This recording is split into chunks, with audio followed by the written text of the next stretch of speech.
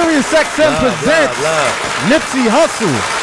In the building, man. Live and direct. It's your boy Gray Rizzy, Shade 45. Hip Hop Nation's tour guide, Torae. That's how you set off a special. That's how you set off an album. You feel me? That part. Absolutely, man. Let's talk about this real quick because we got some songs that are out there, but I just want to talk about your journey for a second. I mean, you've been one of those guys who have, for me, I mean, you've blown all the expectations away by sticking to your guns, by staying dedicated to the independence, staying dedicated to your team. Right. What was it that got you through? Because there's a lot of people in your ear all the time. You see a lot of stuff, of course, with social media. Right. What was the driving force to make you say, you know what, I'm gonna stick to what I want to do and how I'm gonna get to this point right now?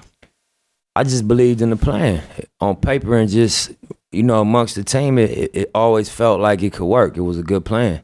And that to be empowered the way we wanted to be empowered, to get to the level that we want to get to, that it was this route. And it seemed like you had to be comfortable being counted out at times. Because if you was uncomfortable with that would put pressure on you to make decisions that might be premature, might work against you in the long run. That's why I call my whole shit the marathon. Right. You know what I mean? Because I think it was a lot of pressure to like take the elevator or jump on somebody else's back or ride somebody else's wave. You know what I mean? Right. And that worked for a moment, but the respect is what keep you in the game. You Absolutely. know what I mean? And the distinguishing yourself through how you get there, is what people really, really at the end of the day say that I know his character from demonstration. You know what I mean? Right. So that was what was most important.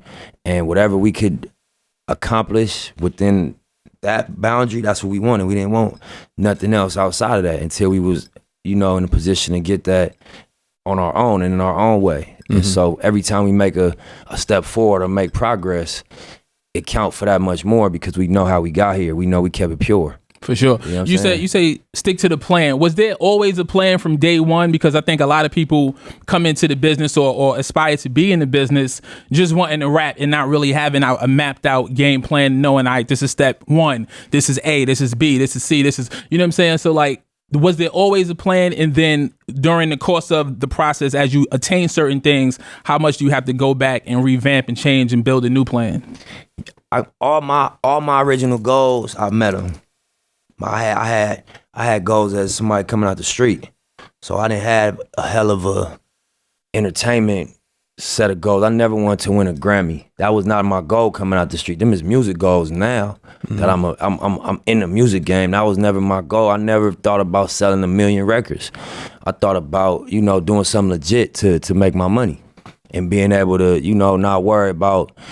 When I heard the helicopter late at night thinking they was coming to kick the door down. Right. I was like, I read an article that Joel Santana made $15,000 a show. I don't know if it was true or not, but I'm like, damn, you can make $15,000 a show? That's how I was thinking at that time. Like, what we did as teenagers to make $15,000, you get a lot of years for it. Absolutely. So, you could go do a tour where you make that every night. And then I remember looking at every state, like it's 50 states. If I could sell 1,000 units in each state, indie, at $8 a unit, you know what I mean? I could make somewhere near $500,000 if I just figure out how to do that. And that was my little entry level goal. So, we established and accomplished them things early and I had to redevelop my goals. Now that I was in the game and I learned niggas get $1 million a show, niggas get $500,000 a show. I didn't know that.